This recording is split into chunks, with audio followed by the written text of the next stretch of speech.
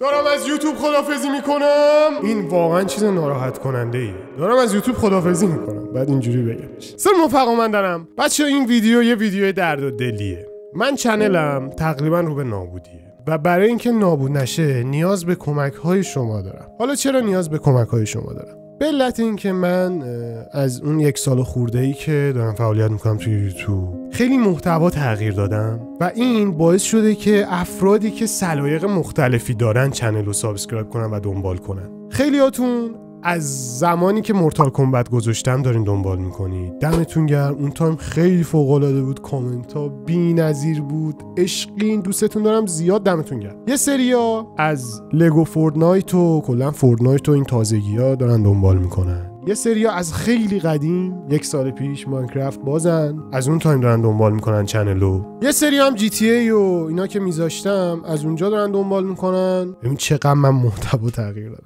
کسی که از زمانی که مورتال کمبت گذاشتم دارین دنبال میکنید دمتون گرم. و اینکه به علت اینکه کامیونیتی مورتال کمبت خیلی کمه و جای رشدش خیلی کمه من مجبورم کانتنتمو عوض کنم. متاسفانه اونقدر طرفدار نداره. حالا چرا من نیاز به کمک شما دارم؟ اومدم این ویدیو رو گذاشتم که شما کامنت بذارید برای من، نه اینکه این ویدیو دیده شه. کامنت بذارید که چی دوست دارید که من همونو براتون درست کنم. چه بازی رو دوست دارید؟ قدیما که یوتیوبرهای فارسی کم بودن، چنل‌های گیم کم بودن، طرف میومد هر بازی رو میذاشت ویو میخورد. الان چون رقابت رفته بالا، یوتیوبرایی که توی حوزه گیم کار میکنن بعد تمرکزشون رو بذارن روی یه بازی. و الگوریتم یوتیوب اینجوری کار میکنه که محتواتو میاد پیشنهاد میده به افرادی که سابسکرایب کردن، به یه سریشون که خیلی دنبالت میکنن.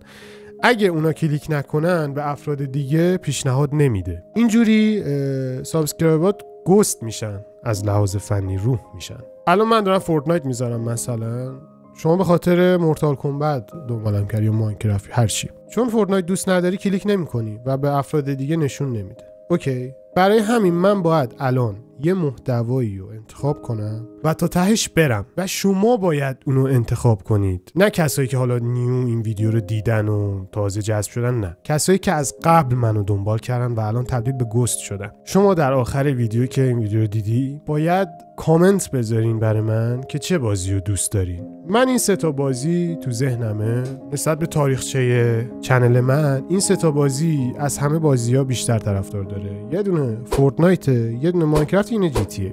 ولی خب مثلا کسایی که مورتال الان یکشونه، ولی خب مورتال چون گفتم که طرفدار زیادی نداره، جای رشد خیلی زیادی نداره، برای همین من مجبورم عوض کنم. یعنی خودم مورتال خیلی دوست دارم. فکر کنم اون بازی که همتون اتفاق نظر داشته باشین روش جی تی ایه. اونم جی تی ای مود، یعنی من یه مپی میسازم، کاراکتر درست میکنم توش و میرم با کاراکترها صحبت میکنم، صداگذاری میکنم، یه داستانی رو درست میکنم. بازی داستانی از لحاظ فنی تو جی تی ای بازی میکنیم. مثلا فرانکلین رفت چه بدونم قاتلان اساسین رو پیدا کرد، مثلا همچین چیزی. ولی باید این انتخاب نظر رو بین همتون داشته باشن که آیا این محتوا رو دوست دارین یا نه. چون اگه دوباره من اینو درست کنم وقت بذارم شما دوست نداشته باشین هیچ فایده ای نداره. پس لطفاً همتون یه اتفاق نظر کنید، کامنت بذارید برای من که چه بازی رو دوست دارین اول، و بین این 3 تا بازی ماینکرافت، فورتنایت که بیشتر لگو فورتنایت ها و جی تی ای مودز کدوم انتخاب میکنید. من همونو بیام واسهتون بذارم،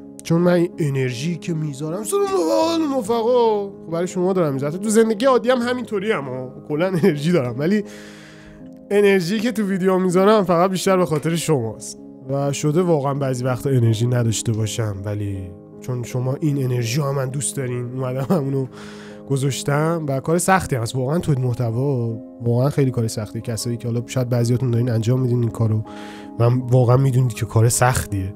دیگه زیاد وراجی نکنم. پس بیاین کامنت بذارید که چه بازی رو دوست دارید، همونو بریم. از شنبه یا 1 شنبه میخوام هر روز ویدیو بذارم، دیلی آپلود رو شروع کنم که برگردم روی الگوریتم و اون چیزی که شما دوست دارید. ببینم دیگه چی کار میکنید دیگه. بوس به وجود مهربونتون که تو همین الان ویدیو رو دیدید. خیلی از قدیمین، همتون رو میشناسم، کامنت های خفنتون رو میخونم، انرژی میگیرم. بعضیاتون هم جدیدین، ویدیوهای قدیمی‌ها رو ببینید، دوست نداشتینم نبینید. از الان به بعد خیلی مهمه این داستان. یه نکته بگم، اگه میخوای یوتیوب شروع کنی و ویدیو درست کنی، اگه تو حوزه گیم میخوای بذاری، یه بازی رو بگیر تا تهش برو، فناشو پیدا کن. بوس بهتون. خداحافظ. آموزشی هم کردم.